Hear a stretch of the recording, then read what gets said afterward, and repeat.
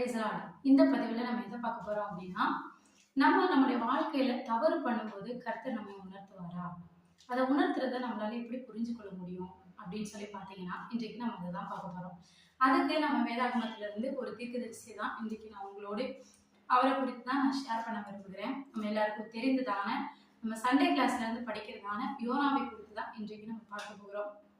YONO 1வது அதிகாரத்துல நம்ம வாசிக்கும் பொழுது யோனாவை பார்த்து கர்த்தருடைய வார்த்தை புறப்பட்டு, நீ நினிவேக்கு போய் அந்த ஜனங்களுடைய பாவம் பெருத்தா இருக்கணும், அப்படினால நீ அவர்களை மனம் திரும்புதலுக்காக அவங்க கிட்ட போய் சுவிசேஷம் அறிவி அப்படின்னு சொல்லி யோனாவை கர்த்தர் அழைக்கிறார். ஆனா அந்த யோனா என்ன பண்றாருன்னா, அங்க இருக்கிற ஜனங்களுக்கு நமக்கு நிறைய பேருக்கு தெரியாத ஒரு காரியம் இதுல இருக்கு. நான் அதை உங்களுக்கு சொல்ல விரும்புகிறேன்.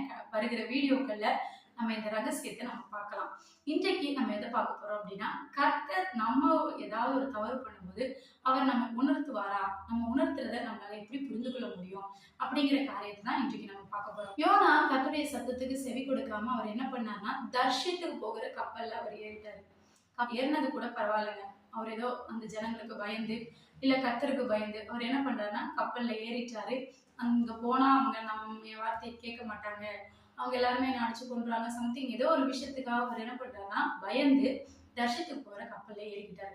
கப்பல்ல ஏறினதுக்கு அப்புறமா நம்ம ஒரு விஷயம் செய்யறோம் அப்படிங்கிற ஒரு உணர்வு அவருக்கு இல்லாம, நம்ம ஒரு தவறு பண்றோம், நம்ம கர்த்தருடைய சத்தத்துக்கு நம்ம விலகி போகிறோம் அப்படின்ற ஒரு உணர்வு கூட அவருக்கு இல்லாம அவர் என்ன பண்றாருன்னா கப்பலுக்குள்ள அடித்தட்டுல போய் ஏசப்பா தூங்கினார் இல்லையா, அதே மாதிரி கப்பலுடைய அடித்தட்டுல போய் இந்த யோனா என்ன பண்றாருன்னா நல்ல நித்திரை பண்றாரு.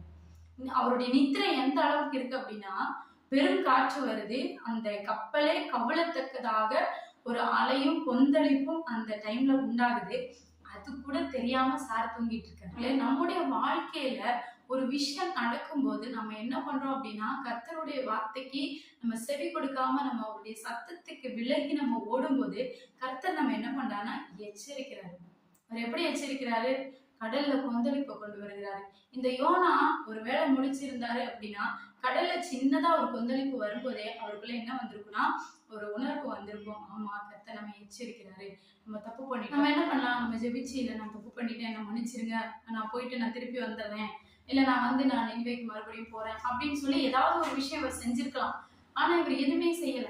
இவருக்கு கர்த்தர் உணர்த்துறாரு. அதே யோனா 1வது அதிகாரத்துல 4வது வசனத்தை பார்க்கும்போது பெரும் கொந்தளிப்பை அவர் ஏற்படுத்தி யோனாக்கு கர்த்தர் உணர்த்தினாரு. அதே மாதிரிதான் நம்முடைய வாழ்க்கையை ரொம்ப சீரா தான் போய்கிட்டு இருக்கோம். ஆனா கர்த்தருடைய வார்த்தையை நம்ம கேட்காம, நம்ம அவருடைய சத்தத்துக்கு செவி சாய்க்காம நம்ம ஒரு தவறான வழியில போகும்போது அவர் ஒரு சின்ன சின்ன காரியத்தை குறித்து நமக்கு எச்சரிப்பாரு. ஆனா நம்ம அது எல்லாத்துக்குமே செவி சாய்க்காம அவருடைய சத்தத்துக்கு நம்ம செவி கொடுக்காம இருக்கும்போது இந்த மாதிரி பெரிய காரியம் நம்முடைய வாழ்க்கையில வரும். அந்த பெரிய காரியம் வரும்போது நம்ம என்ன பண்றோம் அப்படின்னா, அப்பவும் நம்ம சைடு இருக்கிற நியாயத்தை தான் நம்ம பார்க்கிறோம். நான் ஜெபிக்கிறேன், நான் வேதம் வாசிக்கிறேன், நான் சர்ச்சைக்கு கரெக்டா போறேன், ஆனாலும் என்னுடைய வாழ்க்கையில இந்த பிரச்சனை வருது அப்படின்னு சொல்லி நம்ம பக்கத்துல இருக்கிற நியாயத்தை தான் நம்ம பார்க்கிறோமே தவிர, கர்த்தர் ஏதோ ஒரு விஷயத்தை என்கிட்ட சொல்ல வராரு, ஏதோ ஒரு காரியத்தை என்கிட்ட எச்சரிக்கிறாரு அப்படின்றத நம்ம இந்த நாள்ல புரிந்து கொள்கிறதுல எனக்கு பிரியமானவர்களை, இந்த யோனா மூலியமா நம்ம தெரிந்து கொள்ள வேண்டியது, யோனாவை கர்த்தர் பெருங்காற்றுல எச்சரித்தது போல, கடல் கொந்தளிப்புல எச்சரித்தது போல, நம்முடைய வாழ்க்கையில நமக்கு ஒரு பிரச்சனை வரும்போது கர்த்தர் நம்மளை எச்சரிக்கிறார் என்பதை நம்ம முதலாவது புரிந்து கொள்ள வேண்டும். அதனால நம்முடைய வாழ்க்கையில ஒரு தவறான பாதைக்குள்ள நம்ம போகும்போது கர்த்தர் நம்ம இந்த மாதிரி ஏதாவது ஒரு காரியத்தின் மூலியமா நம்ம எச்சரிப்பாரு.